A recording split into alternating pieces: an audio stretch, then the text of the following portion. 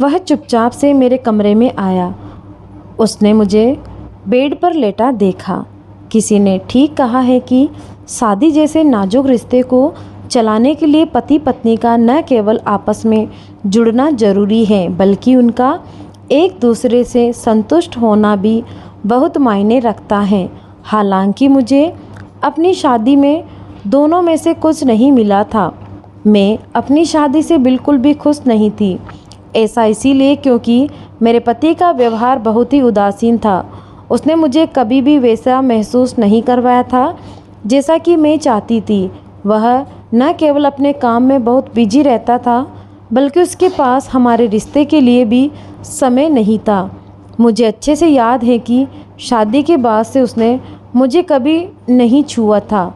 वह मुझसे प्यार करने में सबसे कम दिलचस्पी लेता था। ऐसा नहीं है कि मैं उससे पूछने की कोशिश नहीं की, लेकिन उसकी बातों में हमेशा मुझे एक तालम टोली दिखती थी। मैंने एक बार उसके साथ अंतरंग होने की भी पहल की, लेकिन अपना रिश्ता सही करने के लिए मेरे सारे प्रयास खराब हो गए। इस घटना ने मुझे बहुत ही निराश किया।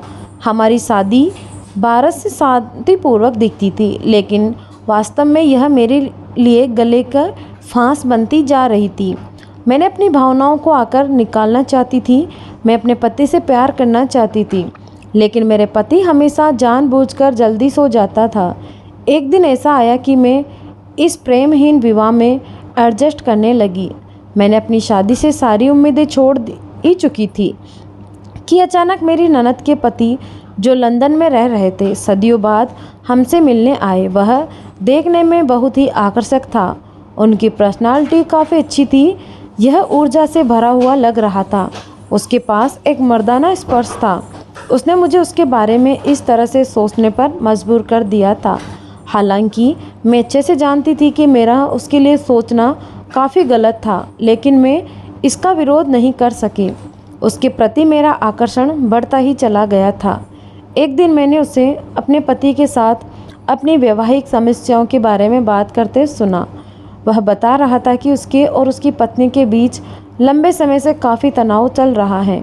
वह मेरे पति से अपनी बहन से बात करने के लिए भी कह रहा था। हालांकि उसकी बातों में काफ़ी परेशानी थी, लेकिन मेरे लिए यह सब राहत देने वाला था। मैं नहीं जानती थी ऐसा क्यों हुआ, लेकिन मेरा दिल उसकी बातों बहुत सुनकर बहुत खुश हो गया। उसके बाद हम सब खाना खाने के लिए डिनर टेबल पर इकट्ठे हुए, जहां हमने एक दूसरे से नज़रें चुरा ली। एक दिन जब मैं उसे उसकी चाय देने उसके कमरे में पहुंची, तो हमने एक दूसरे को सामान्य से अधिक देर तक देखा। वह काफ़ी अजीब था, लेकिन इस दौरान मुझे ऐसा महसूस हुआ जो कि पहले कभी नहीं हुआ था। उस रात मेरे पति भी अपने काम से बाहर गए हुए थे। घर पर हम दोनों ही अकेले थे। मैं वैसे भी काफ़ी दिनों से अच्छा महसूस नहीं कर रही थी, जो शायद उसको भी पता चल चुका था। इस बीच वह चुपचाप से मेरे कमरे में आया। उसने मुझे बेड पर लेटे देखा। मैंने भी उसे अपनी तरफ आते देखा। उसके बाद हम दोनों ने एक दूसरे को किस कर लिया। हम दोनों ने न केवल एक दूसरे के बेहद करीब आ गए, बल्कि हमने संबंध भी बने। हमने केवल एक दूसरे से प्यार किया। हमने इस दौरान कुछ भी नहीं सोचा। हम दोनों ही बस इस पल में रहना चाहते थे। घर पर रहने के दौरान हम अक्सर एक दूसरे से प्यार करने का मौका ढूंढते थे। यह हम दोनों के लिए काफ़ी अद्भुत समय था। मैं आखिरकार स्वतंत्र महसूस करने लगी थी। ऐसा इसीलिए क्योंकि एक महिला के रूप में मेरी भी कुछ इच्छाएं थी, जो कि आखिरकार पूरी होने लगी थी। मैं कभी भी अपने पति को धोखा नहीं देना चाहती थी, लेकिन उसने कभी मेरी कदर नहीं की। मैं उससे बहुत प्यार करती थी, लेकिन उसके लिए ये रिश्ता नाम का था, जिसे वह चाहकर भी ख़त्म नहीं कर सकता था। एक दिन ऐसा भी आया जब वह अपनी पत्नी के पास वापस लंदन लौट गया।